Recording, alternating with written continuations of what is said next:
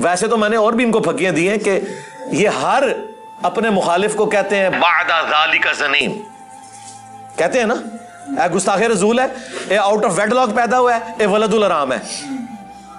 अच्छा, अगर वो इनके फिरके में वापस आ जाए आशिक रसूल भी हो जाता है, हाँ हलाली भी हो जाता है। पहले हम ये पूछते हैं, हलाली को हरामी करने का मदनी तरीका ये आपको किसने बताया है, और हरामी को हलाली करने का मदनी तरीका? अच्छा, दूसरी बात ये मुझे बताएं, वलीद इब्न मुगीरा तो काफिर था, खालिद इब्न वलीद का बाप, ये तो उसके बारे में हुआ था नाजिल। आप काफिरों वाली आयतें मुसलमान गुस्ताखों के ऊपर क्यों लगाते हैं? तो ये क्या कहेंगे कि चूंकि गुस्ताखी में दोनों कॉमन है, हम फिट करेंगे। तो जनाब शिर्क में चाहे बुतों के बारे में हो, चाहे मरे हुए बाबों के बारे में, जो अपनी जिंदगी में अपना पेशाब नहीं रोक सकते थे, उनको अगर तुम मुश्किल कुशा मानोगे, हम वो सारी आयात उधर भी फिट करेंगे। वैसे मुझे तो जरूरत नहीं है, मैंने तो ईसा इब्न मरियम और उनकी वालदा के बारे में आयत पेश कर दी है सूरतुल माइदा की 72, क़यामत तक के लिए फकी दे दी है कि ईसा और उनकी मां रोटी खाने के मोहताज थे। तुम ऐसों को पूछते हो जो ना तुम्हारे नफे के मालिक हैं ना नुकसान के। अब मुझे बताओ, ईसा और उनकी मां क्या बुत थे?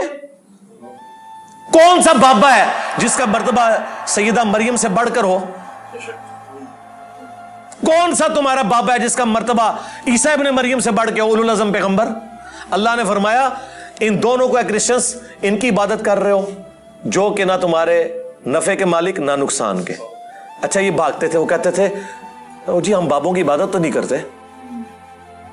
हम कहते हैं रुको जरा, सब्र करो, आगे चल। आगे लिखा है तेरे नफे नुकसान के मालिक नहीं ईसा और उनकी मां। आया ना दाड़ थले, छड़ दे इबादत नू। अगर ईसा और उनकी मां नफे नुकसान के नहीं है तो तुम्हारे बाबे ते शाही कोई नहीं,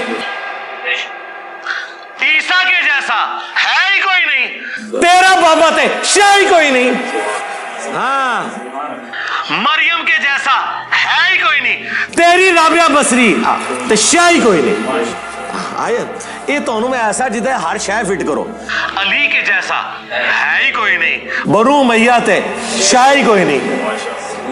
ठीक है, बड़ा ही आओ, हर शय फिट होती जे, एक क़यामत तक लिखते जाओ। एक कंपैरिजन है, एक है भी मदद है अल्लाह दी। ते ए मैं तुहानू दस रहा कि ये जी काफिरों के बारे और टुरो अगे, तुहाडे दलाइल सारे मुक गए। मैंने दुआ सिर्फ अल्लाह ही से पंफलेट में आयतें ही वो लिखी हैं जो नबियों के बारे में, बुतों के बारे में है ही नहीं, ताकि आगे टुरो।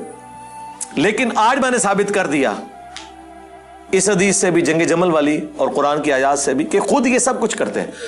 इनसे पूछें, आप हर मिलाद के जलसे में सुनाते हैं ना, कुल इन कुंतुम तुहिब्बूनल्लाह फत्तबिऊनी युहिब्बुकुमुल्लाह। बताओ ये आयत किसके बारे में नाजिल हुई है? सहाबा को तो नहीं कहा गया, ये यहूदियों को कहा गया था। वो कहते थे हम अल्लाह के लाडले हैं। अल्लाह ने फरमाया कि कुल ए नबी इनसे फरमाओ इन कुंतुम तुहिब्बूनल्लाह, अगर तुम अल्लाह से मोहब्बत का दावा करते हो फत्तबिऊनी, फिर मेरी इत्तबा तुम्हें करनी होगी। यह नहीं हो सकता कि तुम पैगंबर को निकाल के कहो कि हम बनी इसराइल हैं, चोजन पीपल ऑफ लॉर्ड हैं। जब तक मेरी पैरवी नहीं करोगे फिर अल्लाह तुम्हें माफ भी कर देगा, तुम्हारे गुनाहों को भी माफ कर देगा, अल्लाह तुमसे मोहब्बत करेगा। युहिब्बुकुमुल्लाह। ये आयत तो उन यहूदियों के बारे में थी जो नबी इस्लाम को बीच से निकाल के तौहीद, शैतानी तौहीद लेके चल रहे थे। तो तुम मिलाद के जलसों में अपने लोगों को दाढ़ियां रखवाने के लिए, नमाजें पढ़ने के लिए, मुफ्ती अकमल साहब भी ये आयात पेश कर रहे होते हैं कि देखें जी कुरान में अल्लाह ने फरमाया अगर तुम नबी से मोहब्बत करते हो तो फिर उनकी इत्तबा करनी है, अगर तुम अल्लाह से मोहब्बत करते हो तो तुम्हें नबी की इत्तबा करनी है। तो ये आयत तो यहूदियों के बारे में, वहां तो कोई नहीं कहता कि जी यहूदियां ली आयत तुसी ला रहे हो, बरेलवियां होते। वो कहते हैं नहीं यार, अल्लाह से मोहब्बत का दावा अगर यहूदी करेगा उसे भी रसूलुल्लाह की पैरवी करनी है, मुसलमान करेगा तो उसे भी करनी है। तो सर यही तो हम कहते हैं, जिसे फिट उसे गिफ्ट।